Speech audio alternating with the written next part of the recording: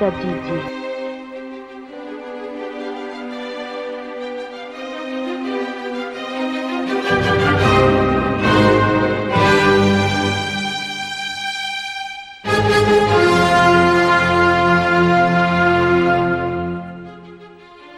Atompoko ny raketako ny teninao mba tsy hanotako aminao. Salama, tsiro ndraiky mizato akeny folo.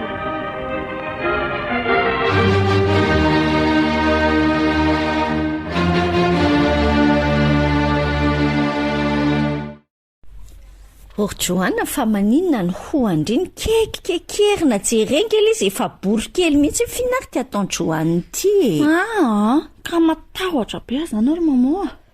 Matahotra? Fa nahoana ny matahotra de be so de tara. Odry, matahotra so de tara ko tsy mihetsiketsika malaky de manao zay tokony atao hoe. Ka tahaka ny tsisy busiko. Zany ange Joana, raha vao misy fanahina de avadika vavaka.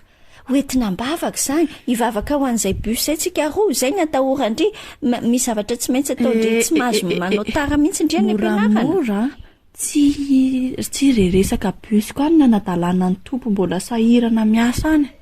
Odry, manadala ny tompo ahoany? Resaka bus very mamono io atsona ny tompo.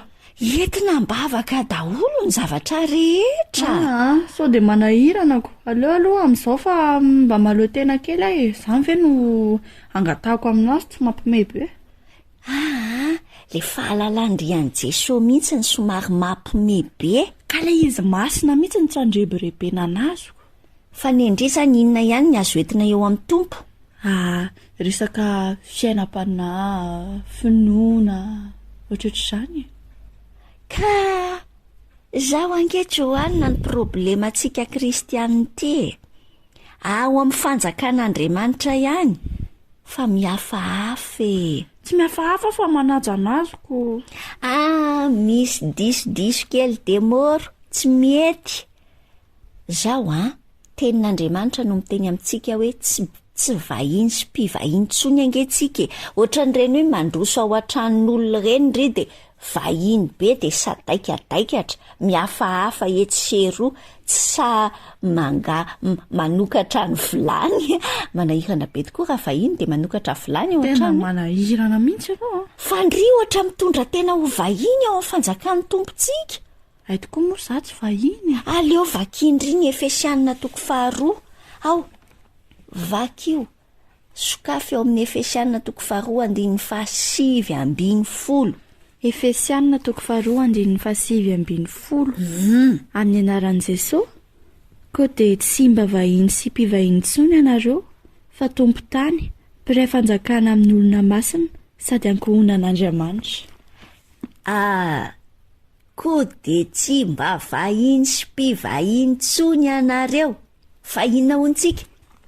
Fa tompo tany. Zay indrindra. Mpiray fanjakana amin'ny olona masina. Aleluia! Sady ankohonan'Andriamanitra. Azondry ve zany? Tsy hoe fianakaviana lavitra olo-patatr'Andriamanitra angendry tompo trano mihitsy ndry ao amin'ny fanjakany ao. Mpiray fanjakana amin'ny olona masina. Mahafinaritra kosa aloha mieritreritra an'izany. Ka lesy tsy hoe eritreretina fotsiny fa saintsainao de iainana. Midikany, tsy mihafahafa amin'ny fanjakan'Andriamanitra. Inona ny ilaindry? Gaga foana angamba ho any amin'ny tontolon'ny fanahy eny mahita antsika. De tena sahiran-davy zao, nefa hoe olon'ny fanjakan'Andriamanitra. Vakio ndre mandelo ny Efesianina 2:7-10 andiniana azy.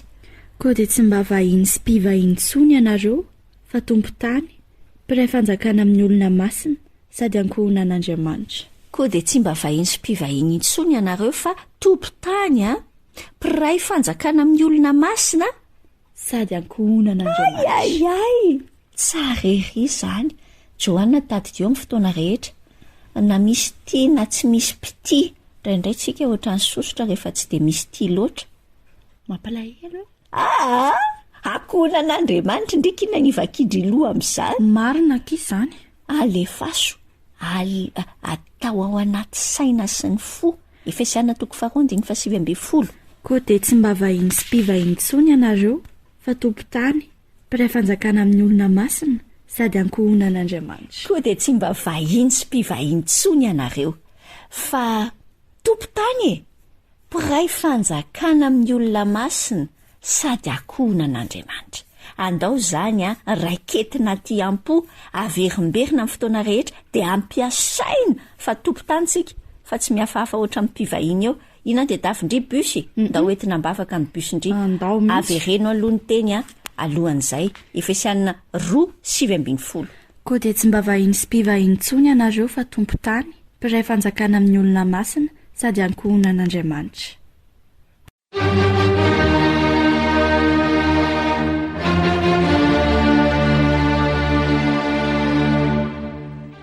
ombay mitadidi.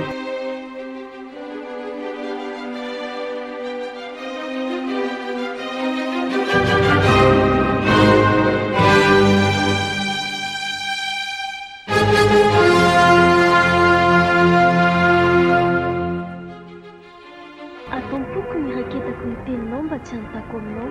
Salama, 9:27 hatramin'ny 10.